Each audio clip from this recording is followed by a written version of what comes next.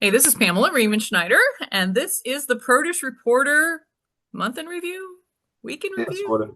Special Edition. We can review special edition, Independence Day special edition. You can see I'm celebrating with the American flag in the background. I'm celebrating with my cat on a banana bed in the background, I guess. I should have gotten my America stuff out, but I do have something that is definitely timely for this time of year, and it's something that I have been covering for the last couple of years, and I'm happy to report this year's peach truck order has been picked up and we started eating them. Nice. So how So many pounds? I bought 25 pounds of peaches and it was $55, which is, just over $2 a pound. And from my perspective, some of you might remember that I've been covering this for a couple of years now because I think this is a really interesting business model because super premium fruit is not unknown. We see it in the berry category, especially. We see some varieties of apples that are premium varieties of apples, and there's a certain Pineapples. pineapples. Yeah, pineapples. Pineapples has been a really interesting thing, but this is not a $400 pineapple. This is not a $50 pineapple, but this is 25 pounds of peaches, and the marketing that they're doing, and I actually had a chance to speak with the co-founder of the Peach Truck last year after I had a really lackluster experience. They had partnered with a wholesale distributor. It wasn't the big orange truck. There was nobody there at the pickup I was doing. And they had decided to do more pickups, like more frequent pickups. And then they also had them for sale at Central Market, HEB's banner in Austin for $10 for I think 2 pounds of peaches. It was a teeny tiny box. So they were trying a bunch of new things. And I'm not sure how much of that was successful because they reached out to me and said, "Hey, we really want your feedback this year. We've kind of done some changing things around, a little course correction is what they called it." And this year, I am happy to report for the Peach Truck that the fanfare was back, the big orange truck was back, and it was that experience that I feel like people were really enthusiastic about. Everyone in line that I talked to was super happy to be there, and the price point was definitely what people are looking to pay for something that is going to deliver on the quality that they're expecting for this kind of experience. So I just got to eat 25 pounds of peaches now. So far, is it the quality you expected? You know what? My boys had some for breakfast and they said they were good, but I hadn't tried them yet. Did you wash Um, that? no. But no, I mean, that's what I'm hoping to get out of an experience like this. Although I will say that I have had some premium fruits from other companies like Jamara's Dolce Vita, those Dulce Vita. I can't remember how they say it. That stone fruit is an amazing experience, and they do a lot to promote it with the retailers that they work with for that. Um, but this one, it generally delivers on the quality that you're hoping for, and that tasted pretty good. It smells pretty good down in my house, although this time of year, 25 pounds of peaches hanging out on your dining room table maybe attracts a few fruit flies. Maybe. Yes. Maybe. Um, but I think it's a really interesting business model. They are this year promoting Freestone peaches, which are instead of going peach nerds are all about like, well, I like this variety and I like that variety and I want them from South Carolina versus Georgia or meanwhile, I honestly sometimes find that California peaches deliver the flavor that I'm hoping for. Um, and don't tell Georgia and South Carolina or Texas. Oh my gosh, they're gonna, come after me for liking California peaches more than I like Texas peaches. Um, but they said that was an intentional choice to try to pick the ones that are out of hand eating experience, the best that they're going to get for their customers. And so trying to promote that curated experience has to be part of it as well. Yeah, it seems to me like the experience of buying is almost like a farmer's market where you have to have part of the experience, not just picking up out of the back of a truck that's looks like a rig you see on the highway. And then also, it cannot possibly work if they don't deliver a good eating experience because you will not repeat buy. And that's a huge investment. That's not just a couple pounds at the grocery store and then I'll decide next week. Right. Yeah. And that's the thing is that peaches and stone fruit like peaches, plums, nectarines often are the butt of a joke on it. They don't they're the ones that everyone points to that the flavor's not there. If you have one bad eating experience, then you're not coming back because if you think about the elasticity of demand of something like a peach, uh, people are not forgiving. So one bad batch, and they're not going to come back for it. Cherries, I feel like, are an exception to this rule because cherries, people are like, oh, well, it wasn't time yet. And they'll be like, I'll come back next week when it's further along in the season and they're darker and sweeter, or when rainiers are in season. Strawberries, I feel like, too, the elasticity of that demand for strawberries, people are more forgiving with strawberries because they understand that, oh, this week maybe it wasn't the right time to pick them and maybe they'll be better next week, but peaches, I feel like people like you get burnt once and they must all be like that. Which is incredibly unfair because they have the exact same experiences that plenty of other fruits have. And it does matter what the weather is like and what the conditions are like when it's traveling. Yes. A week, one week can be totally different than the next. And that's the case for so many, especially seasonal fruits Right. that, yeah, I don't know. I it, guess how can a retailer spread that word? Don't like the peaches this week? Try them next week. Come back, try it again. We promise. You know what? For the longest time, I used to say that retailers, an easy way to do social media would be to have your warehouse folks or your produce person go through the produce department and try things and be like, hey, I had it this week. This is amazing. Central Market for HEB does an interesting thing where they have, Bob's Pick where it's that produce clerk's favorite thing in the produce department, and here's why. And I think that's incredibly valuable. There, not to brag on HEB too much, but I pulled a quote from the Fresh Cred podcast from the HEB guy who said that when he took over the tofu set, he tried everything and got rid of anything that was unforgivably gross and his sales went up 50%. And I use that in my speaking engagements, where it's like, if you have something in your produce department that is unforgivably gross, that is unforgivable, right? How much are you actually That's trying there? And what are you putting in front of your consumers? And do they know that you are curating the selection that's in your store? well, you couldn't carry any durian then, could you? You know what, people, it smells unforgivably gross. But can you get past the smell and get into the flavor? I haven't made Tastes it there better than yet. it smells. Something like that. Um, we could segue into a retailer that kind of copied the peach truck. Oh Um, yeah, that's right. yeah, They got in a little bit of trouble for that.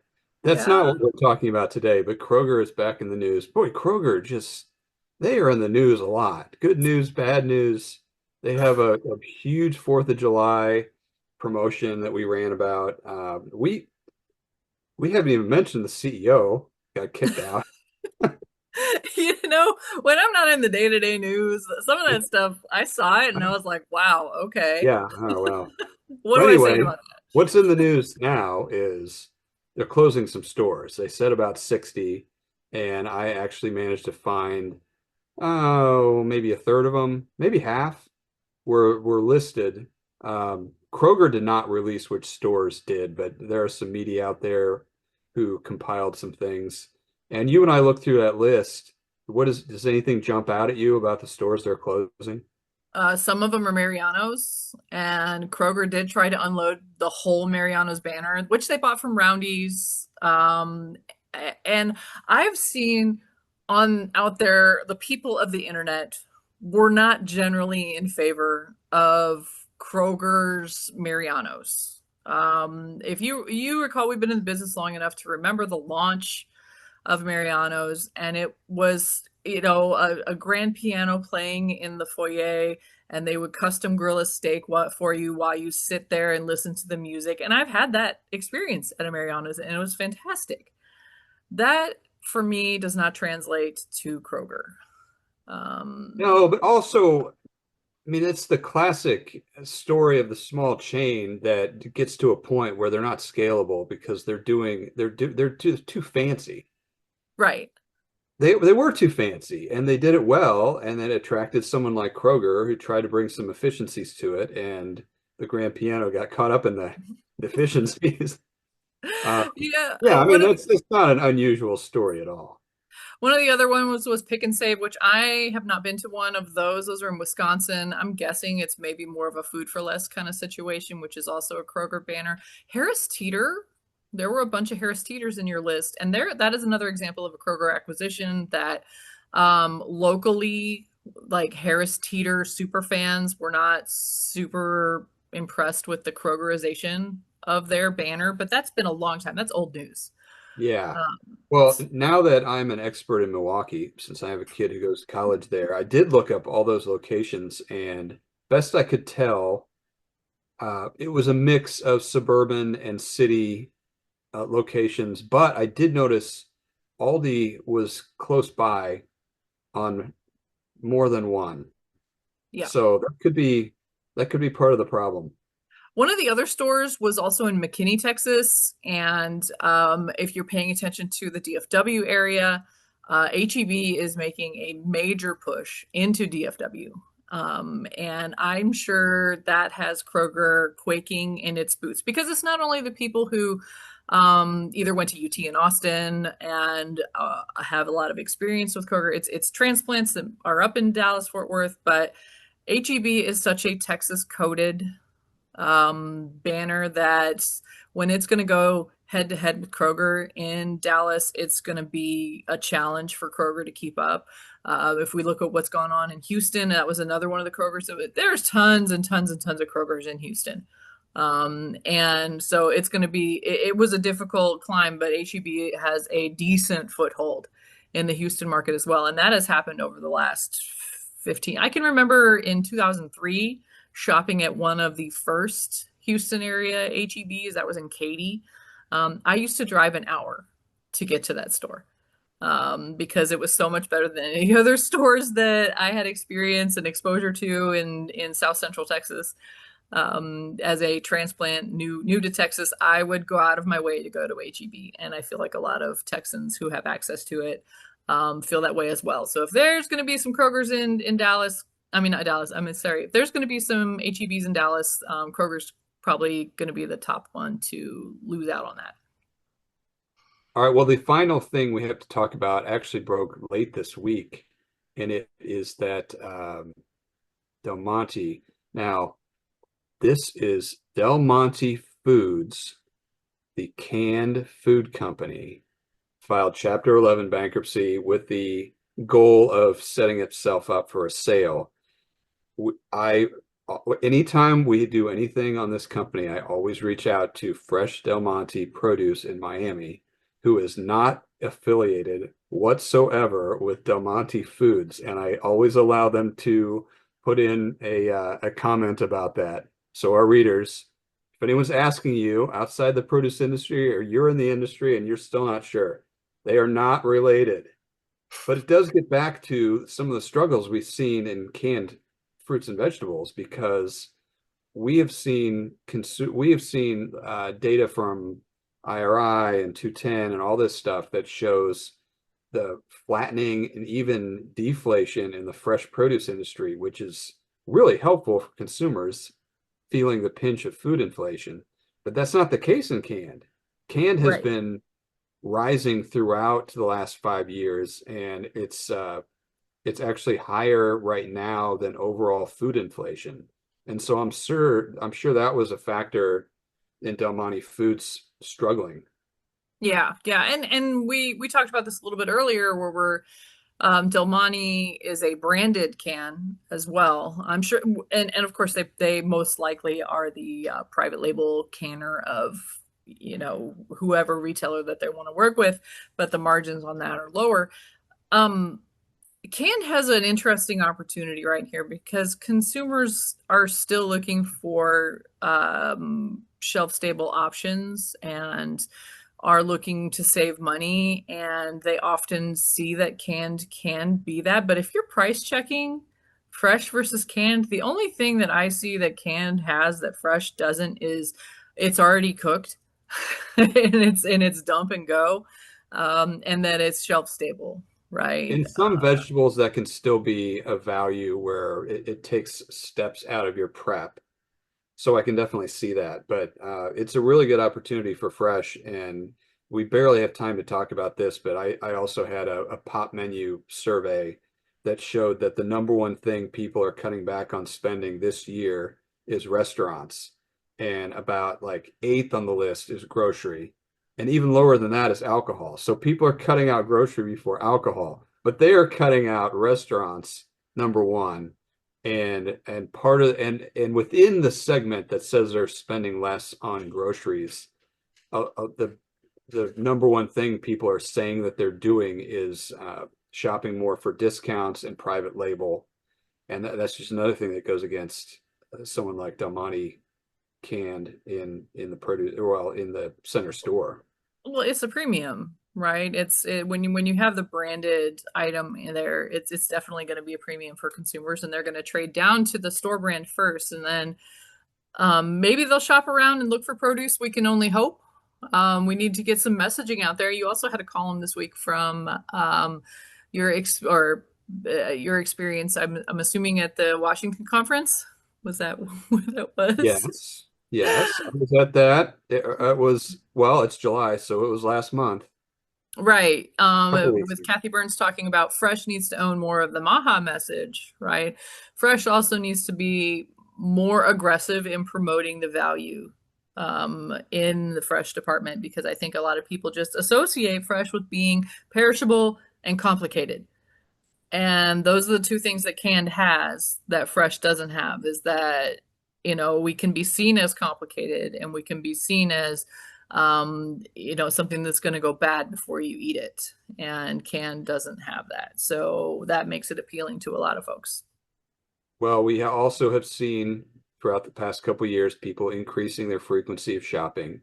So that cuts out on some perishability. And most people do not buy 25 pounds of peaches at a time. I But gotta some eat. people do, and they really like it. So, there's all kinds of consumers out there. Yeah. You know what? My peach consumption, if you plotted it on a map on a graph of like January, February, March, it's gonna have a little blip every time I buy the really good ones at Costco that are canned. The canned peaches that it's in a jar. I'm gonna call that canned. Yeah. We're gonna go like this, and then it's gonna hit like late June, early July, and it's gonna go like this, and I will get a year's worth of peaches in 2 weeks, and then it'll go back down to my normal consumption. But that's the nature of seasonality, I guess. I'm not buying too many off-season peaches. Well, for people who want to follow Pamela's Peaches, you might have to check out her TikTok. Yes, you might have to. All right, well, that's it for the special edition of the Produce Reporter Week in Review. If you are not getting the Produce Reporter, you need to go hook yourself up. There's a lot of people who get it. You should check it out. All right.